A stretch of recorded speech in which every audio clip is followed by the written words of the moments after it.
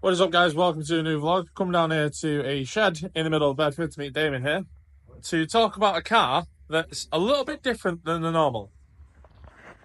So he's got his SLK here. Just zoom out a little bit. And yes, if you're looking in that corner there, you will see some trumpets that he's printed himself for an absolute insane V12. So this car is going to be debuting this year in Drift League, and it is going to be lightweight and probably running about what brake horsepower? Probably about 400. About 400. So what you reckon it's coming in just around a ton? 1100. 1100, 400 brake horse, all the torque in the world. Yeah, this thing's going to be nuts. So with the unordinary drift car, it means you've got to make stuff yourself. So how much custom work have you done to this car? Custom front arms, custom subframe, engine's got custom throttle bodies. Nothing's done on the rear, but yeah, everything's just literally had to be custom made. It's got a Mercedes S-Class rack, custom welded hubs, and RX-8 steering column. Yeah, and I mean, obviously, we were talking about the trumpets. These are genuinely 3D printed by himself, and they are an absolute work of art. Like, they are awesome. I, for one, can't wait to hear this car go, but there is a lot of work that's still to be done. And I mean, yeah, just a little bit of work. As I come in the garage, he was underneath the car, putting some lines in and stuff. If you look in the cab, obviously, bare bones. Most important bit is the roll cage. Now, the roof is off, so it was a hardtop convertible. Yeah. How much are you going to run with the roof off, given the weather? I think I've got to have it on for competition, but yeah, I'd like to have it on quite a bit. Yeah. For the rest of it, it's the roof's over there. Yeah, I mean, if we just zoom in over there, there's the roof with the Tasmanian Devil on it. As you can see, there's lots of Tasmanian Devils. Now, these things will have to move for the windscreen, but they'll no doubt get a feature somewhere else on the car. So obviously running BC Racing coilovers, as most of the drift scene are now these days.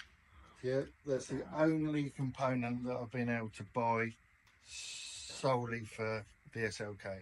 They were actually production made for the SLK.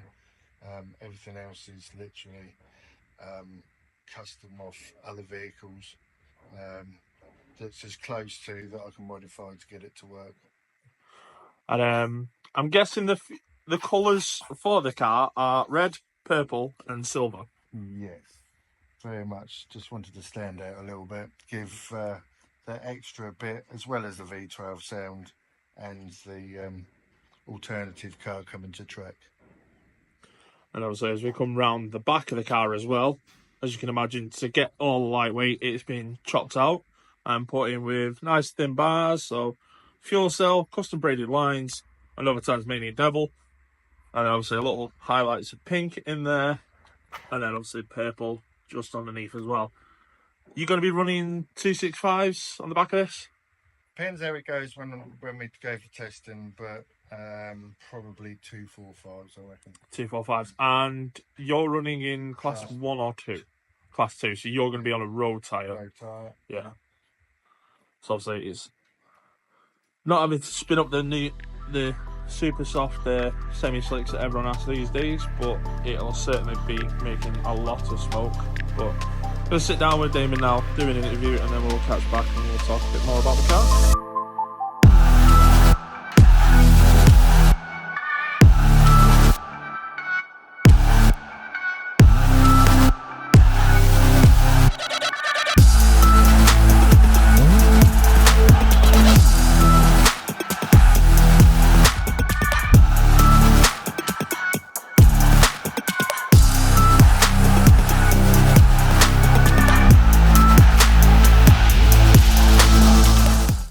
So there we go. Just wrapped up with Damon on camera there. Obviously, the camera's just here. Nice and easy. Quick chat. But this car, like I say, it's going to be one to watch on the track this year.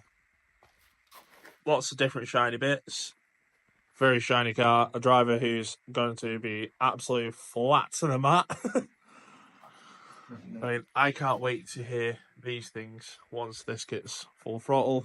Any more plans for the car in terms of obviously what you're going to be adding to it? No, we're pretty much just reassembling now. I've started painting body panels, ready for get it together and mapping next week. So mapping, like I say, you said earlier, we're looking at 400 brake horse. Is that a sensible number, or do you reckon it'd be able to go a bit further? I think, I mean, I'm reliability and drivability. If we've got 400 horse, it's about 300 foot-pound torque from 1500 RPM. So I've got all the torque, all the power that we need. Just got to drive it hard. Yeah, and in terms of the drive line as well for the car, you were saying to us before, you've got an adapted 330D gearbox. Yeah, adapted 330D gearbox. It's running standard diff. I've got 3 spares, shafts, cars, you know. Yeah, I mean, I did pull into your yard before and there was a spare road car. So at some point during the season...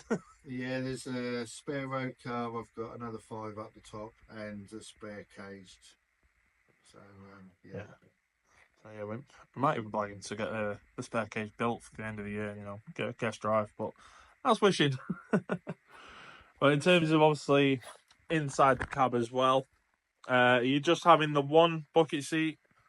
1 and 2, and because of power distribution, weight distribution, I want to add a bit more weight on that corner, so I'm going to put the passenger seat in. Battery box behind the passenger seat. I've got electric power steering to go in the back. It's pretty much close to 50-50 weight distribution. Yeah. So obviously you're talking about electric power steering there. Is that the preferred one for these type of cars, or is it just your preferred method? I just going to see how it works. I've never used one before. Obviously having the engine without the power steering pump when I bought it meant that it was easier to sort of go electric than it was to fabricate brackets and belts that would risk coming off. So yeah, always better to do that. And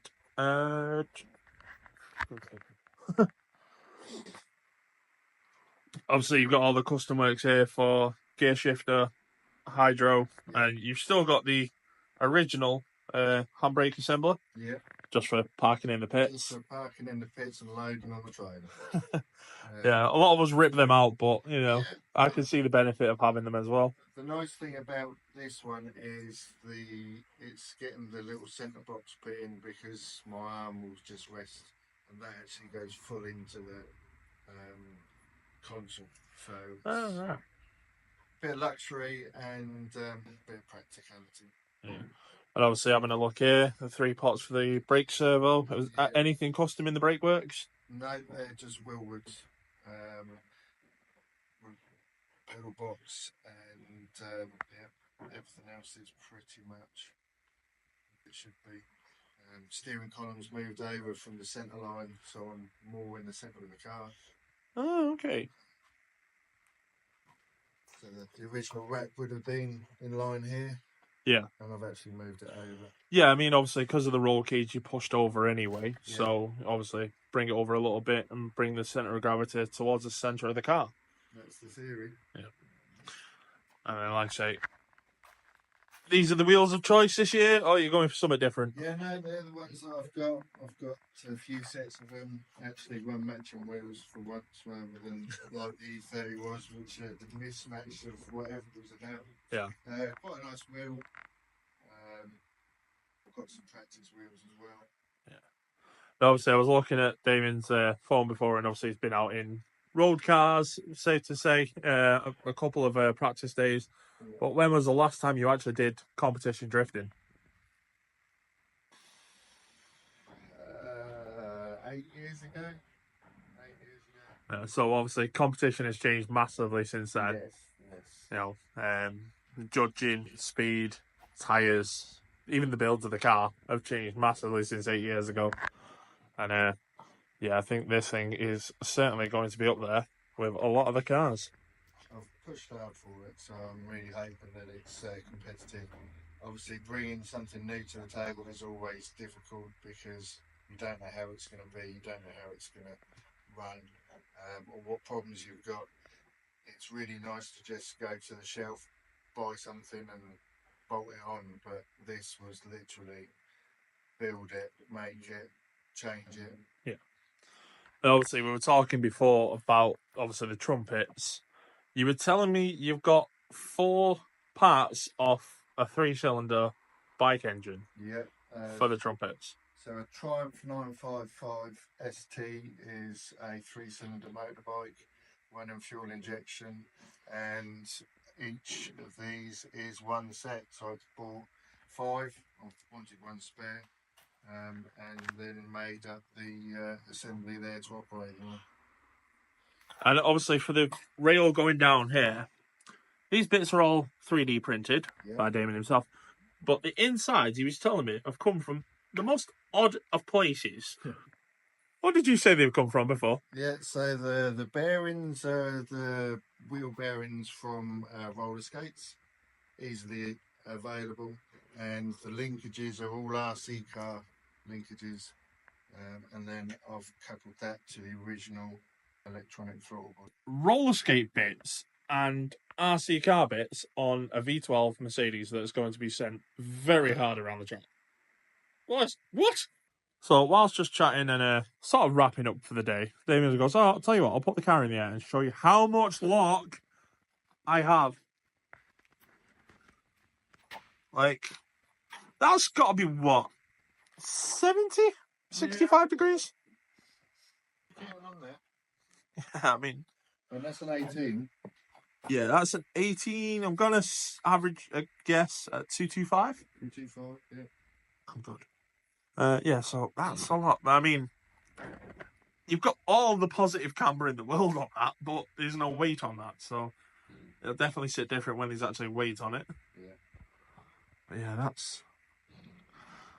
I'm going to hazard a guess. At some point in practice, you're probably going to go for a backwards entry. Probably the first lap. Right, so make sure David's in the chase position for the first lap because he's going backwards in a V12 SLK. Sweet. I know it was only a quick feature on this absolutely insane piece of kit. I, for one, can't wait to see it go. We will certainly be watching this build. Have you got any socials for posting that people can obviously have a check on? Yeah, V12 SLK, Instagram, Facebook is Damon Haskett, and yeah, follow us. Yeah, so make sure, obviously, I'll put all those links below.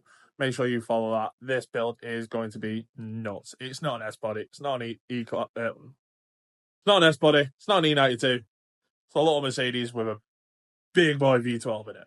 Nuts. But thanks for watching, guys. If you like this, make sure you obviously give us a follow. We're going to try to do a lot more car shoots over the year. So don't forget to like, share, subscribe. See you in the next one. Bye.